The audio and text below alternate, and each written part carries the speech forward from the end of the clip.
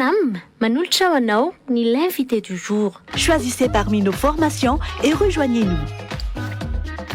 Apprendre au CNAM change votre vie. Yes, oui CNAM.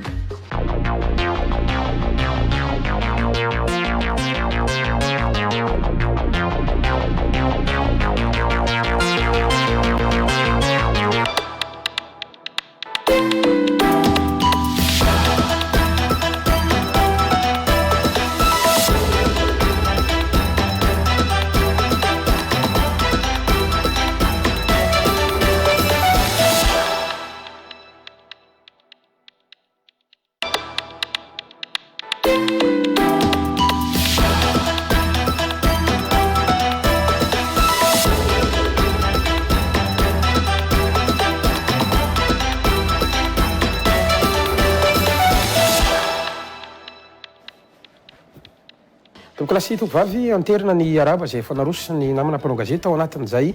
tapany voalohany ny fampahalalam-baovao zay eto kosa dia manasantsika rehetra mitiavana ampanajana ihany koa anaraka hatramin'ny farany indray ny fandarana l'invité du jour ho amin'ny tia alina ity araka ny fanafantarana antsika misy aroa ny vahintsika ho amin'izao alina izao voalohany amin'izany dia Andriamatoa Camille Rafalimanana izy moa dia mpanabe no sady Italie national ny fikambanan'ny mpiara-mamaky ny baiboly eto Madagasikara. Arabanao tompoko ary manasanao androso.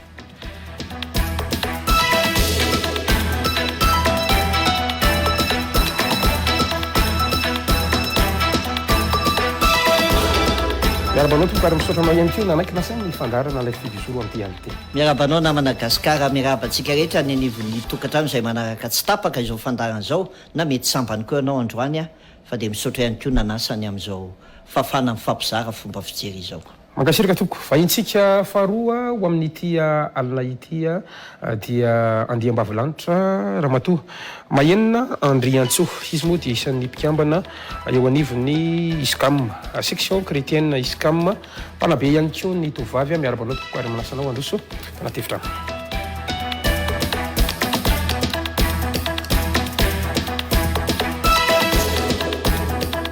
Mahenina Andriantsoa miarabanao ary misaotranao nanaiky nasainy ny fandarana l'invité du jour amin'ity ality. Miaraba ny gasikara fensoa miarabantsika rehetra tsakanavaka ihany koa izay manaraka an'izao fandarana izao amin'ity arivo. Mankasitraka nareo menadamianaka nanaiky nasainy ny fandarana l'invité du jour araka izany dia hiavaka ny fandarantsika ho amin'ity alina ity. Hiavaka ny fandarantsika satria iresaka ny tontolo ny fanabeazana amin'ny akapobeany izay irahantsika malala moa fa misy moa ny karazana mety hoe fakankefitra izay ataony etsika fampiraisana kristianina ho an'ny fampandrosoana ny ACFKF eto Madagasikara amondronana an'ilay efitra antsoina hoe arambato-kevitra. Isan'ireo izay ataontsika hoe andray anjara ao anatin'izany arambato-kevitra izany ireto vahintsika ho amin'ny ireto alina ireto dia anisan'izany zany ny avao amin'ny mpiara-mamaky ny baiboly fa eo ihany koa ny eo anivon'ny section chrétienne ISCAM izay nandray anjara tao anatin'izay ka ifandoka bebe kokoa amin'izay zany fandarantsika ho amin'ny tia alina ity. Ety am-piandohana aloha dia manikitika ny fanontaniana Andriamatoa Camille Rafalimanana hoe inona ny antony mahatonga zany ny atao hoe fikambanana mpiara-mamaky baiboly tafiditra zany ao anatin'ny ty atsotsika hoe arambato-kevitra izay karakarainy ACFKF ty toko. Sotranao ny ACFKF dia mazava tsara fa hoe etsika fampiraisana ny kristianina ho amin'ny fampandrosoana zany hoe izay mahatsiaro tena ho kristianina zany ka mananjara briky tokony hoentina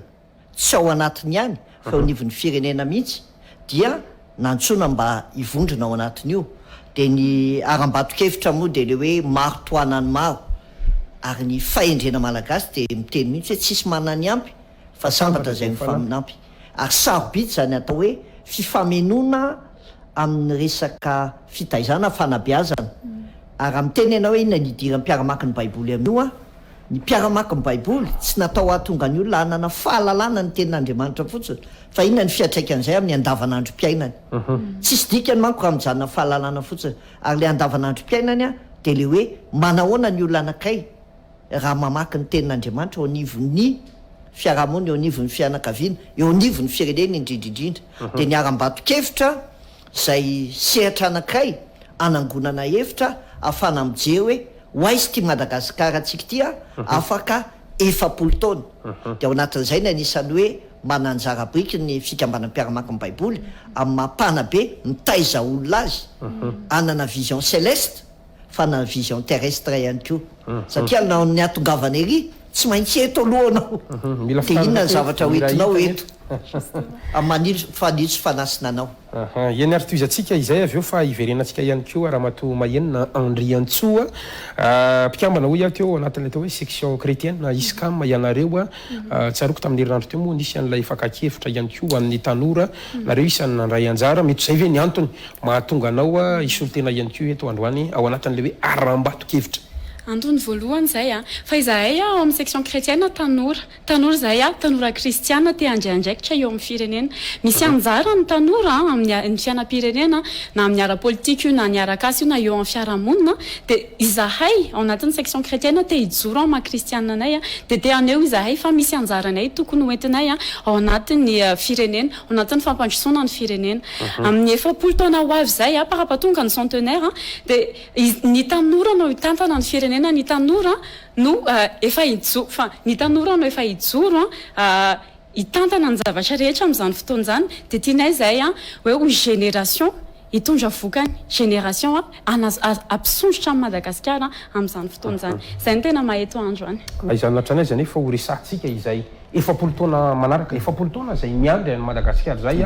tsy maintsy resantsika ty ampiandohana nefa hoe manao ahoana aloha ny fahitanareo ny zava-misy tao anatin'izay 9 taona ny lasa ataontsika hoe nitsignerena ny fahaleovantena no makaty raha ataontsika amin'ny fijery banky tokatra nisan'izany ohatra zao ny tanora mety hoe za mino loha fa mbola ho latsaky 9 taona ianao satria tanora kanefa hatramin'izay nahavory-saina n'izany ataontsika hoe mahenina Andry Antsoa zany manao ahoana ny fahitanao an'ilay 9 taona ny any amin'ny Madagasikara voalohany azo lazaina hoe misy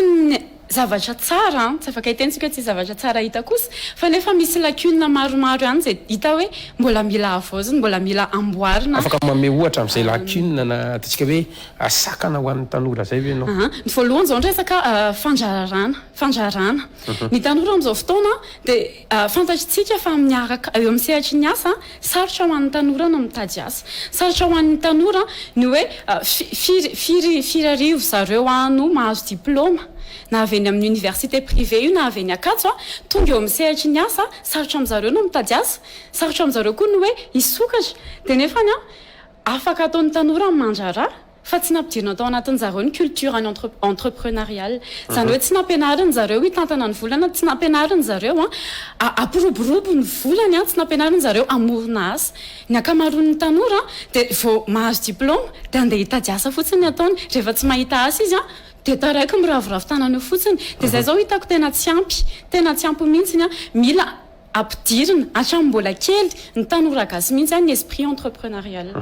zay ny fahitan'ny tanora ny 9 taona lasa ny olona ny tanora na ny saka ny tanora raha ny fanazavany teo ny matokamy rafalimanana fa ho an'ny fikambanam-piaramamaky baiboly amin'ny tale national ianao ihany koa manao ahoana ny fahitanao an'izay 9 taona lasa izay raha Madagasikara no jerentsika zany raha ny 9 taona lasa ny jerena de eveko fa kiondalany ty lalovantsika ty kiondalana amin'ny lafiny rehetrarehetra mihitsy fa raha jerena de tahaka ny fivoarana rehetra miala amin'ny fiankinan-doha maka amin'ny fahaleovatena miala amin'ny fahaleovatena mandeha amin'ny fifampiankinana na fifamenoana zany hoe miala amin'ny dépendance maka amin'ny indépendance miala amin'ny indépendance makany amin'ny interdépendance ka raha manontany ianao hoe ahoana ny fahitana n'lay 9 taona lasa de tsika na de tao anatin'izay atao ary hoe 9 taona ny fahaleovatena zay de hita fa firenena maleo tena tena maleo tena fa ndraindray mbola misy fiankinan-doha zany hoe tsika indépendant fa ndraindray tady sous-souverain tonga de tsika ohatra foana mba ho azy ary eo no mahatonga an'le hoe sitraka ny politika mpanjakana na ny politika mpitondrana de tokony miainga malagasy volavolain'ny malagasy tanterahan'ny malagasy zany tsy midika hoe tsy mila mifanampiana avy any ivelany fa eo le fanamby le hoe tsika raha mbola mijanona am'le hoe dépendance na iaina fotsy amin'ny indépendance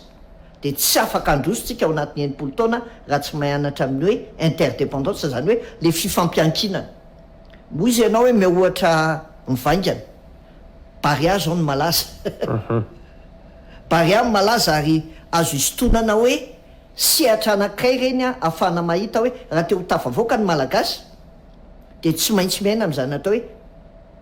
fanekenany maizy azy ny tsirairay na ny ankizy na ny tanora na ny lehibe na ny mpitondra na ny entina de tsisy afaka manderery fa misy fifampiankinana eo ary eo le hoe fijeriny lasa indraindray tsika ho ao hoe maleo tena de nena ihany nena ihany fa tsy nisy le interdépendance hoe inona ifampiankinany fandrarana sy ny fanjakana fa ndraindray a samy mandeha amin'ny zay ataony ny mpitondra sy ny hoentina de tsara lay fahaleovatena fa tsy afaka mampandroso firenena io a raha tsy misy ny fifamenona sy ny fifampiankinana de miverina tam'le niteneniko tao le hoe resaka baria le baria zao de hitatsika tsara hoe na hitatsika fahasamihafana fa mitony tena samy malagasy daholo na mahay miteny malagasy io na tsy mahay na avaiza ny leviny na avaiza tsy any olana fa hoe gasikara no ohatreny voninahitry ny firenena no arovana de zay le fifamenona zay no everiko hoe ny enimpolo taona manaraka ny toetsaina mila volena amin'ny ankizy amin'ny tanora de fanomezan-danja ny tsirairay avy hoe tsy misy manany ampy e fa sambatra zay mifanampy de raha ny soratra masina njerena de ao anatin'ny soratra masina de tsy namorona Christiana Robinson Crusoe Andriamanitra fa nataony aina ao anatin'ny fiarahamonina ifameno ifanampy ifanasoa ary zay ataoko hoe sotoavin'ny fanjakan'Andriamanitra zay no natetika tsy ampy tao anatin'izay enimpolo taona laza zay teneniny vava fa tsy ainana de niaram-bato-kevitra amerina an'izay indray hoe misy sotoavina kristianina zay mila lalaina zay tena ilain'ny firenena ary tsy zava-baovao zany a teto ny fiainan'izao tontolo zao fa io foto-kevitra ny sotoavina kristianina io a zay tsy hanavahana fa misy zavatra universel itovizany rehetra mila zay no anehoanany hoe tena firenena kristianina ve ty Madagasikara ty reo tokamia idiratsika rehefa aveo ny atao hoe tena kristianina mandray andraiky zany fa mijery amin'ny akapobeany fotsiny zany tsika ao anatin'izao atyhevitra zao a raha hoe miresaka zany an'ilay enimpolo taona manaraka raha ny marimarina moa efapolo taona satria ilay fa zato taona itsingerenany fiverenany fahaleovatena no anana vokatra azo tsapahitanantsika raha ny fanodrinareo ao anatin'le ataontsika hoe aram-bato-kevitra ka ny fanontaniko de hoe inona ary ny fanovana zay tokony ho atao a raha ny eritreretanareo ao anatin'ity aram-bato-kevitra ity sehatra inona sinonavy a no tokony isin'zay fanovan'zay a ary raha tsolona fanontaniana de hoe raha misy ny foezaka de inona raha misy ny lavitrezaka de inona miresaka fiovana zany tsika ny zavatra mila tsarovana foana hoe inona ny zavatra tsara tokony toizana aloha tao anaty zay zay le aram-bato-kevitra nanangonana ny hevitra rehetra hoe taizitsika de ina daholo are-pasoavana fanomezam-pasoavana are-pitahiana ny men'Andriamanitra ny Madagasikara zay tsy tokony ho adinoina sy tokony ho toizana fa eo ihany koa le hoe inona ny fanampy mila hovaina ho ianao ao anatin'le aram-bato-kevitra de ny anakay tena songadina de ny hoe miverina any amin'ny fanabeazana miverina any amin'ny fanabeazana satria ny Madagasikara ane manankarenina manam-pahaizana fa mahantra olo marina ary ihany le fanabeazana nefa no mitondra an'le izy ka raha mieritreritra ny efapolo taona manaraka tsika de ny toetsaina mihitsy ny mila volavolaina manomboka any amin'ny ankizy satria ny ankizy mpianatra any amin'ny primaire am'izao fotoana n'olon-dehibe am'zany efapolo taona manaraka zany ka raha ireo ny voavolavola lay toetsain'lay sotoavin'ny fanjakan'Andriamanitra maha-kristianina le hoe fahamarinana fifanampiana ka fomba hoana mihitsy nanaovana an'izay famolavolany zay de famolavolany zay hoe miditra makany an-tsekoly ve zany nareo indrindrany sa any amin'ny fiangonana ve sa misehatra sara le tena pratika le izy de zay hoe angonina levitra ny aram-bato-kevitra zany zao aloha fanangonan-kevitra de aveo io fanangonan-kevitra io a hoentina amin'ny tompon'andraikitra tsokajina voalohany satria etsika kristianina le izy de tsy mila mainka ahiteny olona ny kristiana fa kristianina aloha ny mandiny-tena sy mieritreritra hoe ahoany ty de noentina amin'ny zay tompon'andraiky mpanjakana kristianina rehetra hoe zao misy fomba fijery de aveo le izy midina ambany lay foezika hoe raha mitenitsika hoe fanabeazana de misy fanabeazana tokony ho apetraka any anivon'ny sekoly raha tsy rehatra ka ohatra hoe misy ny fandaram-panabeazana mombany amin'ny fandripahalemana miady amin'ny sida miady amin'ny kolikoly misy fandaram-panabeazana kristianina reny zay tsy tokony ho tehirizinao anivona fiangonana na fikambanana fa hoentina any amin'ny sekoly mihitsy satria ny sekoly no mamolavolany olona maha olona de amin'ny fanjakana manao ny resaka civisme zay zavatra mifameno reo fa tsy mifanipaka fa raha miteny hoe fandraisandraikitra kristianina inona no ety ataontsika mihoatra noho ny sasany de zany zavatra zany teneniko anao gasikara fa tsy zava-baovao zany zavatra efa nisy zany zavatra efa nananany zany fa mila aparitaka sarobidiny miaritra sekoly elady ohatra fa tsisy dika ny fianarana le hoe goliata naresiny davida fa inona ny idiran'izay amin'ny andavanandrom-piainana hoe aizany finoanao manoloana ny problema zay mety sedraina amin'ny andavanandrom-piainana zay le foezaka fa le lavitrezaka indray le enimpolo taona manaraka de le fampitanany levina amin'ny tanora hoe ianareo ny no tompona andraikitra rapito sy rafakapito satria ny génération ankehitriny betsaka ny génération à tête baissée miondrika foana de indraindray tsy mahita lavitra fa varinany eto génération instantanée ny androany ihany fa ny lavitrezaka de zao tezaina ny ankizy anana fijery lavitra eo amin'ny fiainana zany raha matoa mahinona de antso raha meno an'ny fanazavana zay netiny kamy raha falamanana teo tsika de maheno hoe ianareo hoe isika tanora no hitantana afaka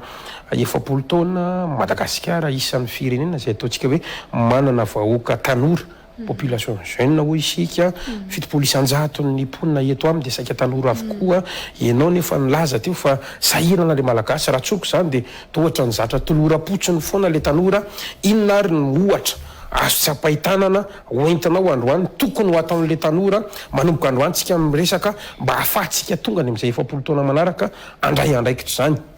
ny ohatra hoentiko voalohany a de manomboka ny atokantrano rehefa ny fandraisana andraikitra tsy miandry tenenina ianao hoe manaova ny ty na manaova ny ty fa manomboka ao atokantrano io na ny fanasana vilia fotsiny na ny fanadiovana trano fotsiny fandraisana andraikitra zany tsy mila miandry ianao hoe tenena ny ampianarana na hoe fitondram-panjakana anao zavatra izay ianao vao andray andraikitra ny fanabeazana manomboka ny atokantrano de ianao tanora koa mila tonga saina hoe za anao an'ity zavatra ty anao an'ity zavatra ty a fa tsy hoe endrasana foana anao raha tsy tenenina anao zavatra zay vao anao zay ny voalohany hitako hoe mila tafiditra ny anatin'ny sainy ny tanora malagasy amin'izao fotoana le zavatra tolorany io manko mety hoe mampianta ve ny ray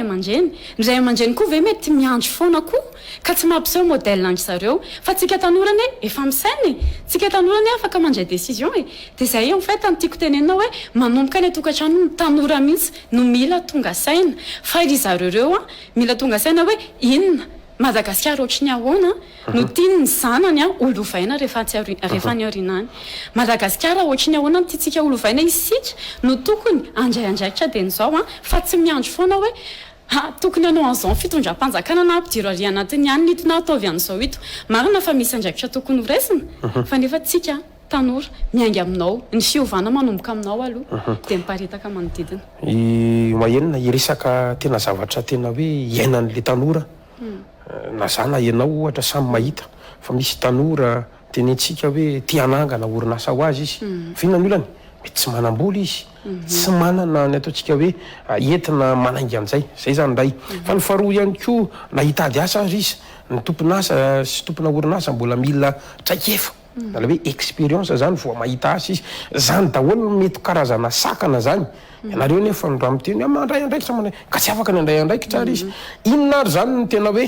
tetikady ahafahana manova an'izay toetsainy zay a na hoe ahafahana mainga amin'ny tsy misy fesahoana afaka manome ohatra ary venao ry tanora namana isany efa be deaibe zao a ny institution manampy ny tanora anokatra orinasa manampy andry zareo a tsy hoe anome vola sanatria fa ampianatra anazy hoe zao ny fomba hitadiavana financement izao ny fomba ahafahanao manangana zavatra na de manomboka amin'ny tsy misy ary efa afaka mahita ny tsika tantarana tanora amin'izao fotoana zay tena hoe mamiratra amin'ny entrepreneuriat nanomboka tamin'ny telo alina ny anomboana ohatra na ray alina nanomboana ohatra fa navita zavatra lehibe le izy zany a tsy mitady excuse tsika hoe tsy misy fa zao ny atao manantona an'ireny institution reny efa maro izy reto eto Madagasikara amin'izao fotoana tena hoe manosika ny tanora anatin'izany fandrarana zany manantona an'ireny institution reny ianareo a de mba koa curieux mba mitadiava aza miandry fotsiny fa mitadiava be deabe na mitsika zao tena anatiny hoe zavatra en ligne zao tena mandeha be mihitsy za tena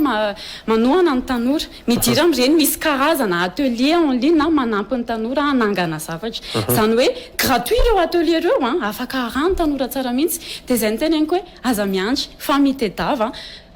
soyez curieux soyez courageux dia aza miandry fa efa be deabe ny structure manampy anareo amin'izany fandrarana onoa mahenina andre antsoa raha ohatra ka neto andrenivohitra zao zany ambaranao zany mety ety tsara anao ona kosa indray ireo tanora zay ataontsika hoe lavitra andrenivohitra any ambanivohitra zay mety tsy anana ny fahafahana kory isitraka an'ireny interneto zay ambaranao reny asalaminao indray mety ho fomba ahafahany mananga ihany koa zany ao anatin'izay hoe tanora mandray andraikitra ho tompona andraikitra afaka 7 taona zany raha ny eritreritro ho an'ny tanora zay mety hoe tsy eto an-Antananarivo io zany tsy mila zavatra be ianareo atomboy amin'izay misy anao raha ohatra hoe mety any ambanivohitra ianao mety hoe tany ve ny anaran'ny dadanareo sy mamanareo ohatra zany mety hoe misy zavatra kely anananareo andramo fotsiny hoe ahoana iny anaovako an'ity tsaratsara kokoa ilay fijery izy io le fijery dia zao tsy hoe manana an'ity dia te hanana an'io fotsiny dia io foana nitazomiko mandrakizay fa manana an'ity ahoana ny anatsarako an'io isika gasy manana créativité tena ambony be dia zay ny tena tiako encouragena ny ankizy hoe manana zavatra kely ianao na tsisy manampy ianao ampiasao ny saina ampiasao ny créativité anao ahoana ny afahanao manatsara ny kely eo an-tananao dia na dia zay fotsiny ary afaka mandroso ny tanora ka mihira fanomanana kristianina mandray andraikitra eo amin'ny sehatra misy azy ny fanontaniana dia mahintsy hoe azo tsapahitanana ny vokatra andrasana amintsika kristianina inona ary ny asa takina amin'ireo kristianina ireo anohantsika miresaka satria rehefa miresaka kristianina dia to voafetra n'le any am-piangonana ihany dia mirava alahady dia ny alatsinainy dia samy mandeha samy maka ho azy inona ny asa takina amin'ireo mba tena azo tsapahitanana zany hoe kristianina mandray andraikitra eo amin'ny sehatra ny fiarahamonina zany le izy tsy zava-baovao fa raha mifampianaran'i Jesosy Kristy tompo no lazaina dia hoe ianareo ny fanasiny tany raha mifanasina ny tonga matsatso inandray ny asira azy zany hoe ny kristianina zany voalohany indrindra raha ao anatin'ny fiarahamonina dia zavatra anakoa farafakelina mitondra tsiro ho an'ny fiarahamonina zany hoe mitondra zavatsoa ho an'ny fiarahamonina mitondra zavatra pozitiva ho an'ny fiarahamonina dia any fomba fisainana voalohany hoe ny fisiana kristianina ve mahatonga ny olona nana fijery miabo sa mahatonga ny olona mana fijery miiba amin'ilay bodeli-piainana zany fa ny faharoa ihany koa ny fanasina dia natao hiaro amin'ny ratsy zavatra ainy rehetra zany fa ny fisiana kristianina ve vo mainka mahatonga ny olona tsy te hierika fivavahana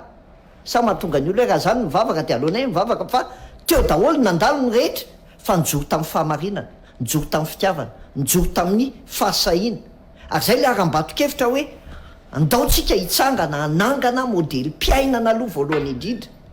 modely mpisainana ho tarafiny manodidina dia ny fandraisandraikitra kristianina zany tsy ny fanambarana tenin'Andriamanitra ny zava-dehibe fa le fomba fiainana hoe misy modely ho tarafina ve kristianina mamela dindo ve raha eto zao anao atao amin'ny toeram-piasanao inona ny dindo avelanao inona ny dindo avelanao fa ny faharoa ihany koa le hoe kristianina mandray andraikitra samiditra amin'ny sehatra rehetrarehetra na politika io na na resaka toe-karena io na resaka fitantanana io na resaka ino tokony miditra amin'ny sehatra oatra zany ny kristianina satria ny kristianina natsoina hoe ianareo ny fahazavany zao tontolo zao zany hoe aizany mila fahazavana any amaizina dia tsy tokony matahotra zany miditra amin'ireny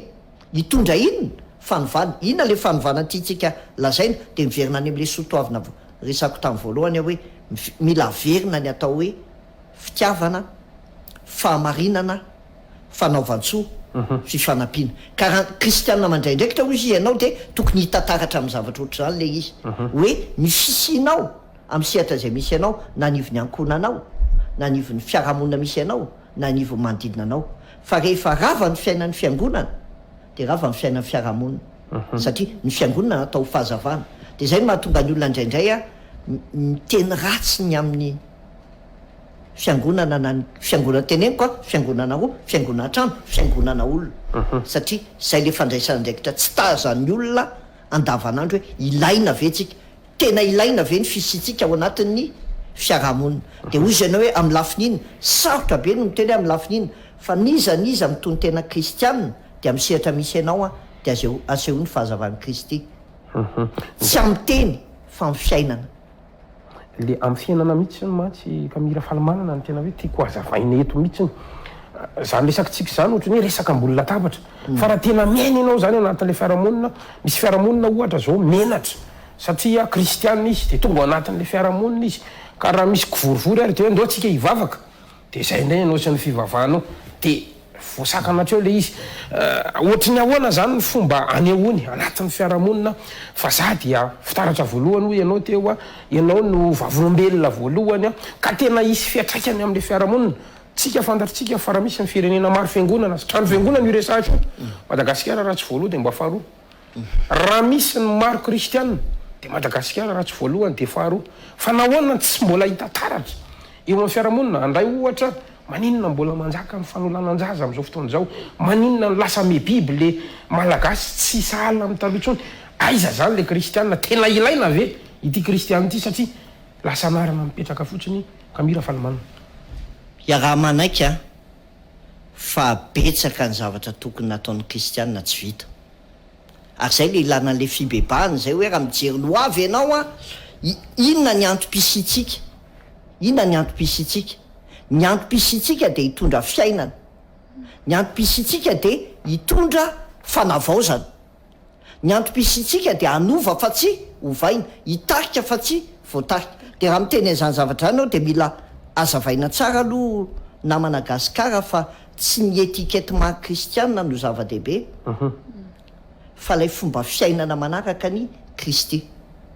de eo le hoe aizary le izy raha misehatra rehetra zay misy atsika ny tena mijoro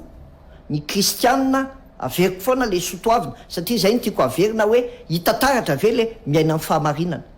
hitataratra ve le miaina amin'ny fitiavana hitataratra ve le miaina amin'ny fanaovan-tso ny manodidina hitataratra ve ny fahasahiana mandray andraikitra tsy matahotra zay vavan'ny olona satria ny tenin'Andriamanitra de zao aza mianatra no vavolombelon'ny tomponao ka na manao an'izany daholo ny olona aiza de izy ianao aizany maninona betsaka ny mpangalatra betsaka ny mpanolana betsaka ny mpanodikodim-bola maro amin'ireny nefa mitony tena kristianina tena marina zany zay ny teneniko hoe avao tsara ny atao hoe crétin sy ny crétin makasiraka todika kely ato amin'ny mahenina aloha za satria miresaka fiatraika antsika tanora indray le ifantohaka etony amin'ny hoe ambara fa maro kristianina i Madagasikara maro tanora kristianina raha ny marimarina kokoa inona ny mety fiatraika an'izy ireny eny amin'ny fiarahamonina raha resahantsika zany hoe tanora kristianina tanora kristianina ny maha kristianina efa nazavaina izy oka kamito ihany a ny tanora kristianina zany a mahay maneho fitiavana ny manodidina anazy a mahay a mampiseho ihany koa zay hoe fahamarinana zay ny tanora kristianina rehefa tena mijoro izy na de eo anatrehany arany hoe ny zavatra hita fa tsy tokony ho ale eo anatrehany zavatra hita fa tsy fahamarinana de mila mahay mijoro ny tanora kristianina de eo le izy en fait ny tena misy fiatraikany any amin'ny tanora satria zao ny tanora mora volavolaina ny tanora mbola mora azo ny rehaka ny zavatra be de maro be rehefa ny tanora kristianina anankiray no samy manome exemple na intégrité ohatra no omeko raha tanora kristianina anankiray ohatra ny hoe i-entreprendre izy mijoro tanatiny hoe fahamarinana tanteraka tsy nitsika tanatina resaka kolikoly tsy nitsika tanatina resaka tsy madiodio fa tena mijoro izy ary miaraka taminazy ny tanàn'Andriamanitra ka tafita izy de lasa inspiration ho an'ny tanora namany izy ka tonga ny tanora ihany koa hoe raha ohatra ka tafita ohatr'ireny ihany tsy aleo ve anaraka ny diany au lieu de hoe tsy tafititsika raha tsy mahafantatra ny anina na isitrika anao an'izao na anao an'ity de zay en fait ny tiako tenena hoe rehefa mijoro ny tanora anankiray ny kristiana anankiray mijoro hatramin'ny farany de lasa inspiration fa aminao nefa ny ve efa tonga amin'izay atao hoe fijoroana zay ve le tanora eto Madagasikara mbola tokony ho ampiana ve raha ny fahalalanao azy raha ny fahafantarako anazy angambany ataoko hoe tsy mbola tanteraka mbola maro ny zavatra mila hanampiana ry zareo fa zay hoe tsy ampy accompagnement tsy ampy fanampiana ry zareo izy io tsy hoe fanampiana viaza fa mety hoe navy ao atokantrano ary satria navy ao atokantrano ary de tonga daholo ny vava zao fa satria anao manao an'ity satria anao manao an'ity ny fanenjehana maro samihafa manomboka ao tokantrano manomboka any any ampianarana na ny anam-piangonana koa mety ohatra mety hoe tsy manohana dia zay nitako hoe mety hoe tsy ampy amin'ny tanora ny tanora gasy tsy ampy confiance dia na ataoko hoe fa kristiana rana izy mbola ao anatiny ihany zay tahotra zay tsy fahampiana confiance zay dia iny mila tosika kely anampiana ny tanora gasy tena hoe hijoro hatramin'ny farany mitady tsy atoko tena ny tamora hoy mahenina teo ka mino mikevitra amin'izay ve ianao anambarana ihany koa fa tsy ampy ihany koa ny mety anjara biriky avy any am-piangonana maraiky an'izay ve ianao mikevitra amin'izany ve ianao tsy ampifatoky tena ny tanora amin'ny lafiny ray misy zany ary zay no andraikitry ny fanabeazana manomboka any amin'ny ray aman-dreny ny fanabeazana le eritrerentsika efapolo taona manaraka manko dia zao hoe malagasy samyjoro kristiana samyjoro amin'ny maha kristiana azy malagasy samyjoro amin'ny malagasy azy dia averiko indray hoe ny kiondalana ny lalovantsika dia ny lalovan'ny phénomène ny barea samyjoro ka na dia ny olona tsy niseny tambolina azy ny fijoroana dia nijoro daholo malagasy ray manontolo dia ny aram-bato-kevitra dia fomba anankiray hoe andao koa ajoro zay kristiana rehetrarehetra ka ny fanajoroana olona aloha dia hoe le fanananao ny fiizinao ekenao ny mahay anao anao hoe za kristiana tsy menatra ny maha kristiana ana dia zay lay fanekena ny mahay anao anao sy ny fanajanao ny mahay anao anao zay ny voalohany ny fanananao an'izay tsy midika hoe fanaratsianao ny hafa fa ny fanambaninao ny hafa fa fametrahanao ny fierté firenena kristiana Madagasikara efa taona maro zay efapolo taona ho avy mbolo izay ve isika fantaina ny ngezabe mipetraka zany fa ny fanampy dia zao hoe tena mila kristiana mijoro iazona fa firenena kristiana ty Madagasikara ty dia le fananana an'izay hoe sahi mijoro amin'ny maizy azy ianao dia zay ny aram-bato-kevitra tao angonina ny hevitra aloha dia ny aram-bato-kevitra manko karazana ohatrany hoe inona moa zany hoe fototra hijoroana dia io le hoe hevitry ny maro avy amin'ny maro toana amin'ny maro dia amin'izay rehefa mitsangana le aram-bato-kevitra dia samyjoro ambony io ny kristiana ary tsy tokony homenatra ao anatin'izay fotoana fanangonan-kevitra zao na ny tsara tokony ho izina tokony toizana na ny tsy mety tokony ahitsy dia aza menatra mihitsy nareo mandefa an'izany ao amin'ny page Facebook misy groupe hoe aram-bato-kevitra dia azo rehetra ataony mandefa ny hevitra ao hevitry ny maro toana ny maro ary tsy mila matahotra koa ny kristiana fanakianana satria ny fanakiana karazana sira hampandroso anao zany eo amin'ny fiainana inatra ifantoka makasika n'ilay aram-bato-kevitra ary isika arak'izay efa nampiteriny kamira fahalamanan'izay ataontsika hoe mahasolo tena maro tokoa ve la atao hoe maro toana maro zay ataonareo ao io fa izavy mariny nareo ao manampi-kevitra ao raha misy mpijery any tokantrano ka mety manana hevitra dia ahoana ny tokony ataony sy atrivona avy ny fampiresahana atao anisan'ray enitsika teto zao hoe nisy resaka tanora atao fa koatran'ny tanora resaka politika firenena fanontaniana zay mipetraka ny andohany mpijery atsika avokoa zany tokoka tsy afaka miambo hoe mahasolo tena ny maro gasigara fa ray amin'ny ezaka ataony tsirairay io satria ny kristiana ny zarina mba tsy hanao réaction fa mba hanao action dia anisan'ny action anankiray io dia tsy afaka hiteny hoe io ihany no izy na tsy misy afa-tsy io fa anankiray amin'ny fandraisana anjara biriky hoentin'ny kristiana io ho amin'ny efapolo taona manaraka dia raha nanontany ianao teo hoe inona daholo ny sehatra iza daholo ny ao dia rehefa tonga ao tsy dia tena miresaka loatra hoe iza ny avy amin'iza fiangonana zoko ny sasandriny fikambanana inona saina fa le nyentinao dia zao hoe kristiana manana hevitra maharesy lahatra tsy mifanohitra amin'ny soratra masina dia zay no entina ny olona namanko raha entité no entina dia fampijery hoe rianina kaireny rianina reny tsy misy firena politika koa zany ao tsisy resaka firena politika fa hoe ndaontsika mba hitondra anjara brika e ary anjara briky no entina aoka le anjara briky ny zava-dehibe fa tsy le hoe iza ny manao azy izy reo olo reo fa inona le hevitra dia mbola ivoako aram-bato-kevitra io dia ho hitantsika hoe inona marina anisan'ny resahana tao dia zao hoe ny enimpolo taona nahazona ny fahaleovan-tena mitondra inona tamintsika aiza ho aizy tsika anisany efa nyresahana ihany koa dia ny hoe ny fahalovana sy ny fahamarinana satria ilainy zany fa ny tenin'andriamanitra de miteny hoe ny fahamarinana no manandratra ny firenena ka efa tsisy ny fahamarinana aza mieritreritra fa zay tonga eto a de tsisy manjary raha nisy hoe firenena anisany nahazo famatsim-bola betsaka angambany de mba anisantsika Madagasikara fa saingy zao aiza ny fipetrahan'ilay fahamarinana de ny resana ataony hoe fahamarinana sy ny fahalovana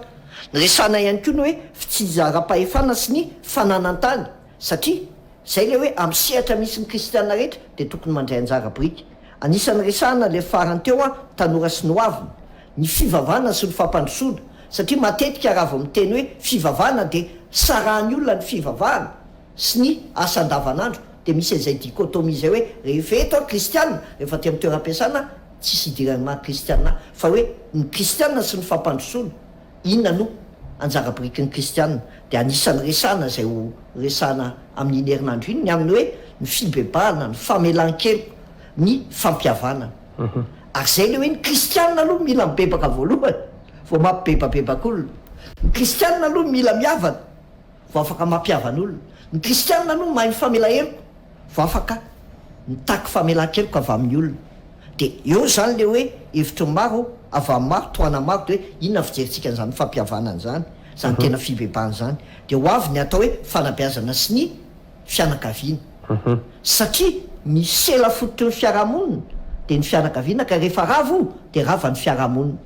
de ny ro farany a zay anisan'ny horesana ny amikasika ny amin'ny doro-tanety zay tena zava-doza sy ny fandrobana ny arena de reny rehetrarehetra reny mila miditra am'ireny ny kristianina fa tsy mitany may ihanina fa inona njara birikytsika tamin'ny fitaizana ny olona aloha ary ny fiatriana any reny de ny farany a de ny fiarina saza sy ny rafitra raha miteny efapolo taona manaraka isika inona no fiarina saza malagasy atsika amin'ny tany zay anana am'izay toerana misy atsika de amin'ny mahatanora no andray anjarany amin'ny efapolo taona manaraka de ny teknôlôjia vaovao inona no anjara biriky ny kristianina ao anatin'io ahoana ny ahafahan'ny kristianina amin'ny fiain'io a miditra ao anatin'io a ary mampiasa an'io fa tsy maso ratsy foana hoe raha baiboly de tokony le taratasy any fefa miova ny vanim-potoana misy atsika de inona ny anjara biriky inona koa ny hevitry ny kristianina ao anatin'ireny fanatanterana ny baiky ny tompo hoe mandehana mitoriny filazantsara amin'ny olombelona rehetra ahoana ny ampiasana an'ireny teknôlôjia vaovao reny ahoana no hitaizana ny ankizy teny zao ahatonga an'ireny ho fitaovana ampandrosoana ny firenena afaka efapolo taona raha mitenitsika zao le concours-na robotika reny zao de tokony fierténtsika malagasy hoe tena manana olona malagasy ary maro am'ireny ankizy reny ny kristianina fa mila joro samy joro hoe mitondra fanovana teto amin'ny fiarahamonina nge namorona ny croix rouge eny kristianina nanao an'ireny mpanao signalisation amin'ny arabe reny nge kristianina ny tiako lazaina zany hoe ny kristianina tsy voatery miteny anara hoe za kristianina fa inona ny anjara biriky hoentinao anatin'ny fiarahamonina de zay le aram-bato-kevitra ndao angonina daholo de atsangana ny kristianina hoe any fokotany misy anao any amin'ny sehatra privé ny misy anao any fitsarana misy anao any amin'inona ny misy anao de tezao zay raiso ny andraikitra nisan'ny toan'ny fantanina teo ihany mahenona rasiraka hoe izavy zany ny olona afaka manatona an'izay aram-bato-kevitra zay a amin'ny fomba ahoana ihany koa hijanona amin'ilay page Facebook vetsika sa misy toerana ahafahana manatona ihany koa zay ny voalohany fa ny faharoa de hoe sahala aminay ahoana ny fomba zay ahafahanareo tanora nisan'izany ohatra ny eo amin'ny atao hoe section chrétienne iscam mitondra n'iny aram-bato-kevitra iny makany amin'le tanora zany rehefa voavolavola le izy raha hoan'ireo zay mety hoe manana hevitra na te ho tafiditra ao anatin'ny aram-bato-kevitra de asainy anareo aloha hiditra ao anatin'ilay page Facebook atreo aloha ny afaka hidirana aloha na afaka ihany koa nareo manasitra ireo séminaire maromaro parapatonga ny farany taona izay homany ny aram-bato-kevitra manasa anareo zahay misy anjara birikinareo na ianareo tanora ao anatin'ireo tematika efa nyresana zo comité afaka hidiranareo afaka hitondranareo zay hevitra reo tiana ampandrosoana ny Madagasikara aiza le manatona raha ohatra ka nanatona le séminaire le toerana le toerana etsy amin'ny arup etsy afara vohatra eo amin'ilay groupe Facebook efa misy sy eo amin'le page Facebook dia misy ny andinindininy rehetrarehetra momba ny toerana sy ny fotoana sy ihany koa ireo karazana tematika izay ho tataraina mandritra ny parapatonga ny volana décembre kasika ny fanontaniana faharoa izy teo afaka averinao azafady misy an'le hoe aram-bato-kevitra zany zay rehefa voarafitra sy voavolafolo izy io dia ahoana ny fomba hitondranareo makany amin'le tanora amin'le izy sa hoe izay nandray anjara ihany sa ohatrohatrany ahoana zany ny pratika an'le izy concrètement aloha le izy le aram-bato-kevitra ho arindra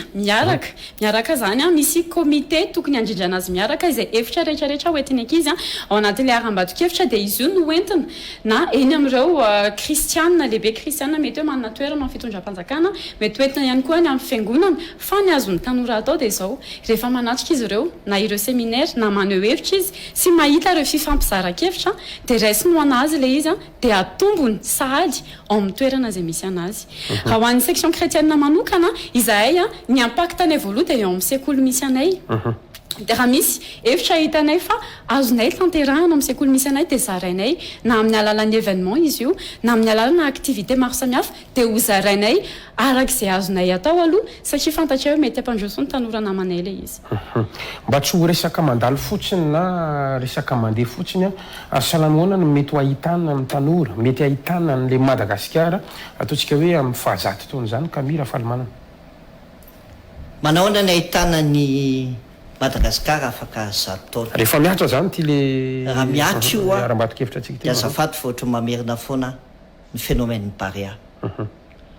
Madagasikara te hitondra avo ny fanevam-pirenena ka ao anatin'izay le fanevam-pirenena zay dia mifampitantana satria napetraka eto amin'ity firenena ity isika na kristianina na kristianina samy manany anjara brika daholo ao anatin'izay dia apetraka koa le fahaiza-manao tsy hisalovana ny tokony ataon'ny hafa zany ny toetsaina tokony ananana hoe afaka 7 taona dia io sary io hoe misy fahasamihafana be lehibe raha mijery ny composition-ny bariatsika fa manana tanjona ray ary na dia maleo tena ary isika tsy afaka miteny ko hoe tsy mila amin'ny fanampiana avy any ivelany raha zany tsy teo Nicolas Dupuis fa ilaina ny mety fanampiana avy any ivelany tsy manahaka an'izay fanampiany olona fa ny fahaleovan-tena ny mahizy azy ny Madagasikara dia any Madagasikara tsika tena manan-karena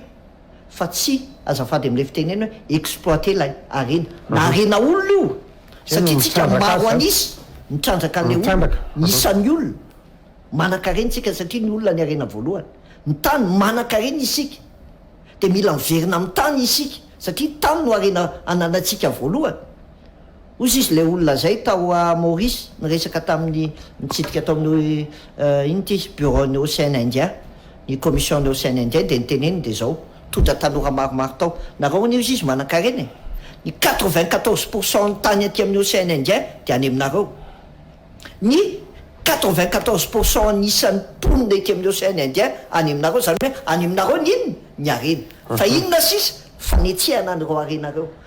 ampidirina any amin'ny sain'ny ankizy le izy any amin'ny primaire dia n'izao satria reo ny olon-dehibe afaka 7 taona hoe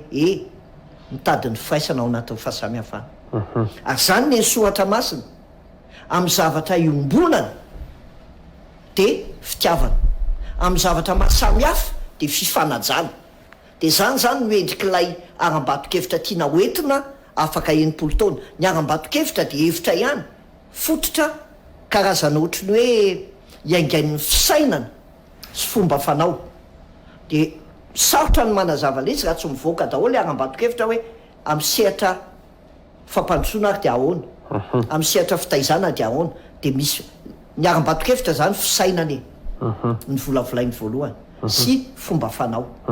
olona Camille Falimanana zany hoe misy an'le séminaire moa hatramin'ny faran'ny taona mety hoe oviana zany no hivoaka amin'ny fomba ofisialy zay aram-bato-kevitra zay zany hoe amin'ny taona vaovao io ve sa mety mbola ho volavolaina hatramina fotoana sanoana zany hoe afrina aloha zany oviana mety hivoaka ary rehefa hivoaka le izy dia sahala amin'ny ahoana indray ny lalana izay atongavany zany ny aram-bato-kevitra zany satria tao nararotona le hoe fanamariana ny 7 taona dia tsy tokony oatra amin'ity taona ity zany no fivoahana izy io ny fivoahana izy io araka ny tenenina teo dia akoatra ny fampahafantarana ny be sy ny maro de atolotra ny ireo rafim-pitondram-piangonana samihafa hoe tia misy fisaina tokony ampitaina amin'ny vahoakan'Andriamanitra ampitaina amin'izay hoe iza daholo ireo tompona ndraikitra mitony tena ho kristianina na amin'ny orinasa na amin'ny fanjakana na amin'ny inona hoe tia misy zavatra ndao iarana amin'jery satria ny 7 taona no ndao tsinjovina de ho an'inona ohatrana hoana ny ampiarana an'le isa raha ohatra hoe tsika zao misy tolo-kevitra avy aminareo ity ohatra zany le aram-bato-kevitra de anisany voakasika ohatra ny sehatry ny fanabeazana ohatra ny teneko zany a de manolotra ho an'ny ministra ny fanabeazam-pirenena ohatra na ny ministera de mijanona hatreo ve ny anjara asanareo anatin'ity aram-bato-kevitra ity samy manahoana no mety hotoy de tena any am'le rafitra loatra hoe mena ny ministera ny fanabeazana fa tena le andavanandro mpiainana mihitsy le hoe enao zany ao amin'ny ministera de ahoana ny fisainanao amaha kristianina anao tsy any am'le rafitra loatra aloha zany menjehana hoe ndao mena ny rafitra le izy fa le olona maha olona ny olona mitony tena ho kristianina satria zay nge nitanjony 4 taona ny idiran'ny filazantsara teto Madagasikara inona ny fiatraikany fa mila fiatraikany de zao hoe tokony misy impact social ny fisian'ny kristiana de zay io fisainana io tsy any amin'ny rafitra zany hoe ndao hovaina zao fa le fotom-pisainana mihitsy hoe kristianina ianao ndao tsika hijery lavitra ho an'ny firenetsika tia misy fomba fisainana misy fomba fanao a tokony ampidirinao amintsika ho ampitaitsika amin'ny taranaka ho avy ary zany ny fampianarany soratra masina hoe ampianaro tsara ny zanakao zany na mifo izy na mandry na mandeha na mivoaka mba aizana mampianatra ninja koa ny taranaky ny ho avy satria raha mitony tena hoe firenena kristianina no firenena eto Madagasikara de tokony arahana fiatraikany amin'ny fiainam-pirenena zany fa tsy atao anarana fotsiny Turquie ny firenena kristianina kristianina nanjaka tany taloha fa amin'izao fotoana Turquie lasa inona slamo satria naninona tsy nisy action mazava nandeha de mivadika amin'ny tantara de zany ihany koa no mila ataon'ny kristianina hoe firenena kristianina Madagasikara aiza ny fandraisana ndraikitry ny kristianina oka zay ny réaction fa ndao anao action mazava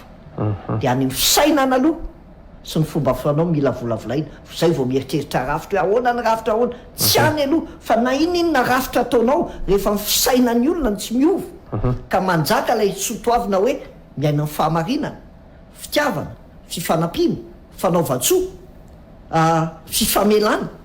tsisy lasa zany eto de ahoana nazahoan'le kristianina rehetrarehetra an'izay ny kristianina ny betroka ny kristianina ny toamasina ny kristianina ny mahajanga raha ohatra ka hoe tsy mijery rafitra omena ray avy sa fanofana sa ohatrany ahoana zany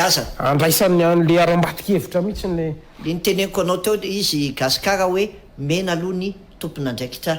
rehetra mahefa amin'ny isa rafitra hoe misy an'ity ny volavolaitsika tsisy tsy anaran'olona fa kristianina nitondra ny anjara brikany de avy eo ampitaina amin'izay ataoko hoe leader d'opinion rehetra de avy eo reny rehetrarehetra reny afaka mampita amin'izay olona hoentiny ny fanazava-kevitra azo atao manerana Madagasikara hoe hitondra ny hoe raha Madagasikara fa ny voalohany aloha fisainany tsiraray avy no mila hoentina de le izy oa de averiko indray hoe tsy ny anangana rafitra na anova rafitra ny zava-dehibe fa amerina ny fomba fisainana maha kristianina ny kristianina eo amin'ny toerana zay misy azy miatry mamarana ny fandarantsika ho amin'ity ala ity raha tsirakareo dia omeko anjara fitenenana ray avy niboatsika azy mahenina andre antsoa izy moa de mpikambany eo aniviny iskam section chrétienne iskam zay le izy mpanabe ihany ko ianao inona ny mety hoe famitinana an'izay resatresaka zay nataontsika tamin'ity ala ity raha misy afatra ihany koa eny fa mety ny zavatra neritreretinao ho resana kanefa tsy nanontaniko zany tao anatin'ny fandarana de fotoanan'izao tokoka ny angamba ny afatra ho atsika tanora kristianina na tanora fotsiny ary ianareo afaka manao zavatra nareo amin'ny toerana misy anareo manomboa amin'ny kely de ataovy zay anatsarana ny kely anananao aza miandro tolorana aza miandro hoe milan'izao sy milan'izao ary indrindrindrindra aza manaiky tohanany karazana blocage zay mety hoentin'ny fiainana fa io ianao ihany mahatafita ny fiainanao zavatra manokana ihany koa tiako ampitaina mety hoe tsy ho an'ny tanora fa ho an'ireo lehibe zay eo amboninay izahay tanora mety hoe manana ihany koa ny fahavononana fa mangataka izahay ny fanohananareo ary ianareo zay kristianina mety hoe manana ny toeranareo ihany koa ao anatin'izao arambadokevitra izao dia manasanareo ampiasao ho an'Andriamanitra ny fahefanareo ampiasao ho an'ny Madagasikara sy ho an'ny fitiavana ny malagasy ny fahefanareo zavatra iray fotsiny tiako amin'tinana anazy angambany hoe ny vinako raha ho ana manokana ao anatin'izao arambadokevitra izao raha tonga ny fahazato taona ny fahaleovan-tenan'ny Madagasikara dia ny riko dia izao malagasy tsy vaky volo fier amin'ny mahamalagasy anazy faly mahita ny Madagasikara misandratra ary indrindrindrindra tsy haintsony hoe ny vita malagasy ratsy na koa hoe tsy tiako ny any Madagasikara fa aleo makany andafy izay vao tafita ny riko sy ny vinako raha ohatra ka tonga ny fahazataona fahaleovan-tenan'ny Madagasikara dia itsika tanora malagasy rehetrarehetra eto Madagasikara tsika dia ho tafita enatra indray matoa kami raha falamanana mpanabe no sady tale nasionaly ny fikambanany ny mpiara-mamaky baiboly ihany koa asa raha misy afatra na fanamariana toka ny afatra ny arambadokevitra dia mentefa voalohany aloha amintsika kristianina ny kristianina dia nantsona hitondra anjarabrika ao anatin'ny fiarahamonina ny kristianina dia nantsona hitory ny filazantsara ka ny filazantsara voalohany akoatra ny hoe Kristy maty hamonjy ny olona rehetra ary tsy manana izany olona tsy manana fiainana dia ny fiainan'ny kristianina mila filazantsara voalohany ka ao anatin'ilay filazantsara dia fitaomana ny kristianina ny arambadokevitra hoe ndao andray andraikitra ndao hitondra anjara briky ho amin'ny fitiavan-tandrazana ho amin'ny fampandrosoana nyity fireneny ity dia ndao hitodika anao ankizy aninivony primaire amin'izao fotoana ka molavola azy ireny hanana n'ilay sotoavina ny fahamarinana ny fitiavana ny fifanampiana ny fanaovan-tsoa dia hanova firenena izany hanova firenena izany hanova ankonana aloha vao hanova firenena dia mitodika amin'ny tanora ihany koa le hoe ny tanora no avy ny firenena ary tsy ho avy ihany fa efa tompony amin'izao fotoana mahafinaritra efa be deaibe ny ministra tanora ary misy tena hitanao hoe mahomby amin'izay atao ho tarafy ny atiariana ihany koa dia mila mitombo zany fandraisandraikitra kristiana zany tsy voatery ho manana andraikitra amin'ny fanjakana isika fa afaka hitondra fampandrosoana fa misehatra misy ohatra ny fiainan'i Josefa ao amin'ny baiboly dia nanomboka coursier irakiraka atao amin'ray aman-dreniny dia lasa intendant rehefa lasa andefo tany Egypte dia avy eo ny gadra noho ny tsirariny nataon'ny olona dia lasa chef pénitentiaire fa rehefa mivoaka tao izy prime ministre ndika zany dia zao ny fahatongavana amin'ilay 70 taona manaraka dia mila mivonona hitombo amin'ny fandraisana andraikitra ary vonona hianatra sy hiaritry ny mafy ny afatra farany dia zao Madagasikara manan-karena ary tena tamin'ny tahin'Andriamanitra mijery coronavirus ianao raha ny fiainana misy eto amintsika tokony poka eo fa mbola famindrapon'Andriamanitra eo famindrapon'Andriamanitra dia noho izany ndao apetraka amin'ny toeran'ny Andriamanitra eto amin'ity firenena ity fa sambatra ny firenena izay manana an Jehovah ho Andriamanitra makasitraka nareo mianada mianaka nanaiky nasainy fandarana levyty zoro tamin'ity aly ity tsy ivana amintsika any tokantrano ato akavanako ato ry matoka mira falamanana izy moa dia mpanabe no sady tale nasionaly ny fikambanan'ny mpiara-mamaky ny baiboly eto Madagasikara makasitraka anao tompoko sotra tompo ato akavia kosa dia raha matoa mahenina André Antsoa mpikambana iskam ao anatin'ny section chrétienne iskam no mpanabe ihany koa makasitraka anao ihany koa misaotra tompoko isarantsika rehetra tany tokantrano nanaraka ny fandarana hatrany farany tamin'ity alina ity mametraka ny veloma mandrapitafa ho amin'ny manaraka indray ary tompoko lasy tompoko veloma tompoko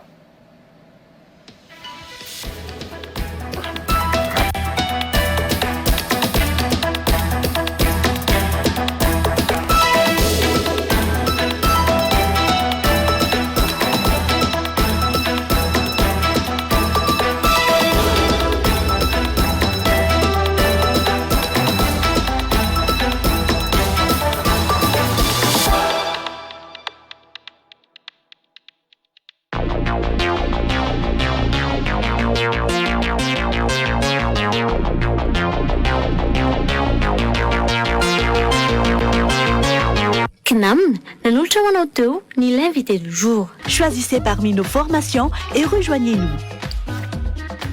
Apprendre CNAM change votre vie. Yes, oui CNAM.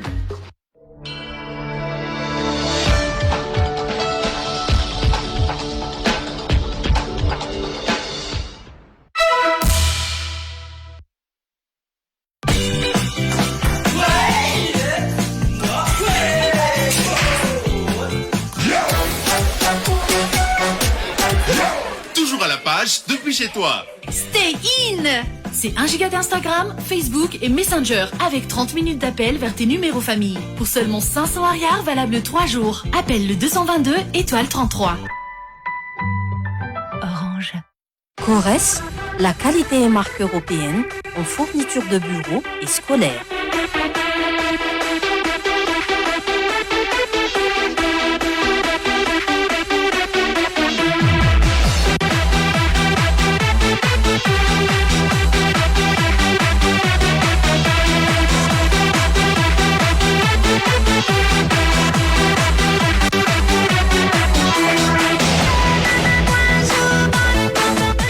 Corès, create your world.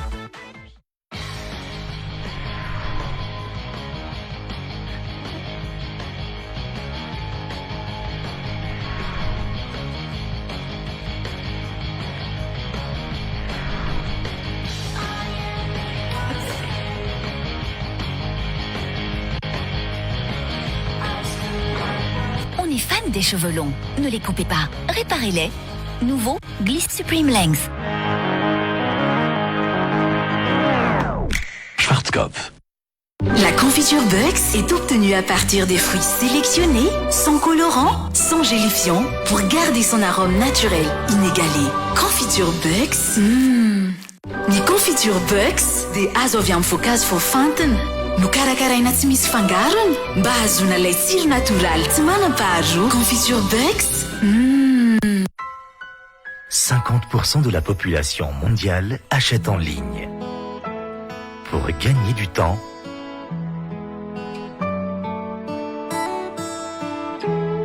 pour mieux profiter de la vie,